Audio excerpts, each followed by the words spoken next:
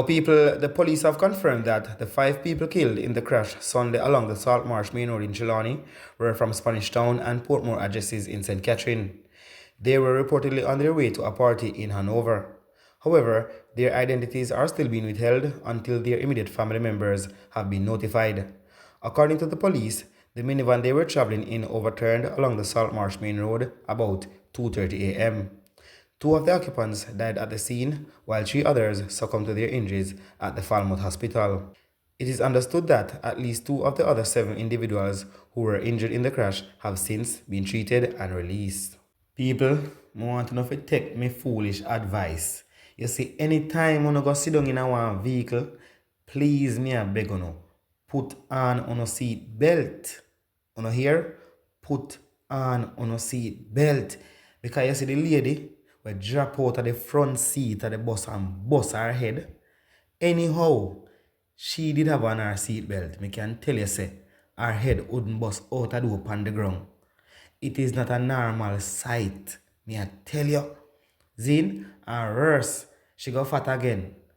People is like when the bus turn over, she dropped through the window, pan her back, and her head goes so boom, on the ground. And the impact alone shell out her head in the people. Normal is like everybody get head lick. Me have pictures and videos can share with you guys.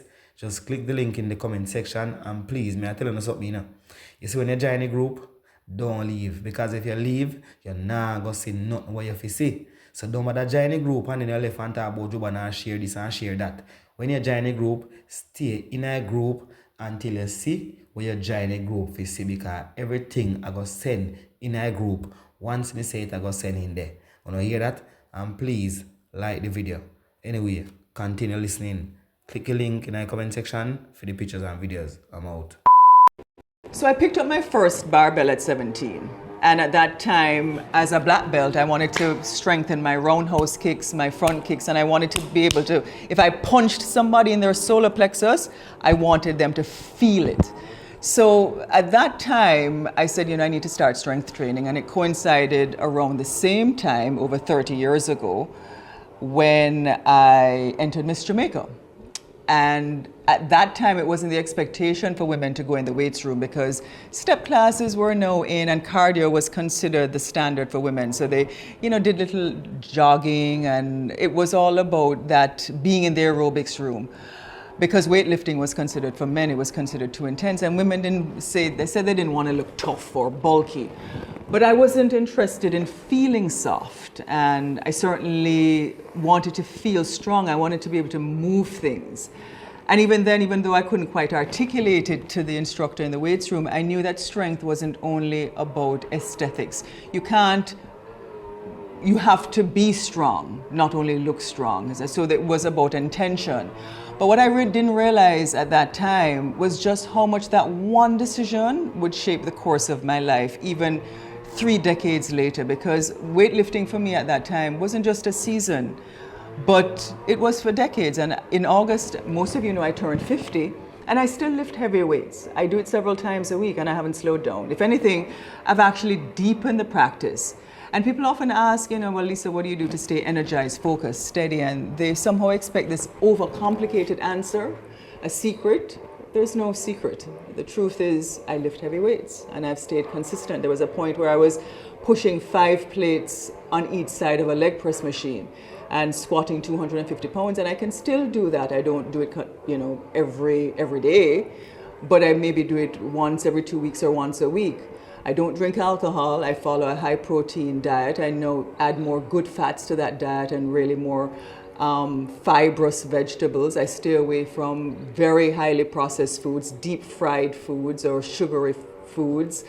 I try to get as much rest and I protect my peace. And these things aren't restrictive. I don't see them as sacrifices. As a matter of fact, I actually see them as a form of respect, because now at this age, I've realized that how I've treated my body, it gives me back the same thing in return. And so recently, I was invited to speak on a panel about perimenopause, and I had to respectfully decline, and I get invited to speak on perimenopause quite a bit.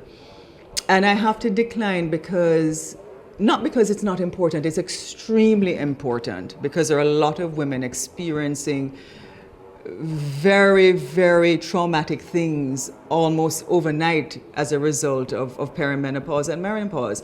But I can't speak about it because I'm not experiencing the symptoms, and I wouldn't be authentic. I don't have the hot flashes. I don't have the mood swings. I don't have the kind of fatigue that leaves many women feeling deflated. I don't have the joint aches or the insomnia or the brain fog. And I really truly believe that strength training has not only helped to shape just my muscles, it shapes the way I move in the world and how I lead and how I age and how I recover. And I think for too long, women have been discouraged from strength training, that it's too masculine and will make you bulky. It won't. For you to get that, you have to be eating 8 times a day. You have to be putting in the protein, the supplements. You have to be training twice a day to get that bodybuilding effect. If you want to be toned, you can see how that works, but you have to lift the weights. And so the narrative about looking bulky is not only false, it's harmful. And science tells us that kind of narrative is also outdated and it's obscure, because muscle actually matters, especially for women.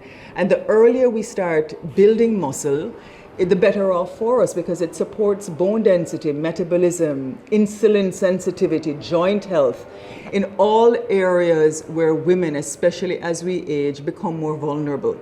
So after 30, the science tells us that we lose about 3 to 8% of muscle after each year. And that's why I tell women, don't wait. As a matter of fact, shout out to my good friend, Dr. Jessica Shepard, who is now an expert on menopause and has written a really impactful book on it. And she talks about these things. And so I don't want you to wait until something breaks. Don't wait until something in your body begins to shift. Start now. Start while your body is still adapting, still learning, still building. And it doesn't require a gym. I've built out a gym because I realize that is important to me. But buy a simple set of dumbbells or some resistance bands. You can even use your body weight. Go on YouTube and see, how you can start. You don't have to have the ideal conditions. You just need to start and to stay consistent. Back in the day, 30 years ago, I was training like a bodybuilder and, eating boiled chicken 4 times a day. And no, I'm not so hard. I mean, there was a point where we used to even drink distilled. Anyway, I won't go into that. But you can, even as you get older. I've told my mother, who's going to be 80, to do some resistance band training. And strength, I want to tell you this. Strength isn't the opposite of grace.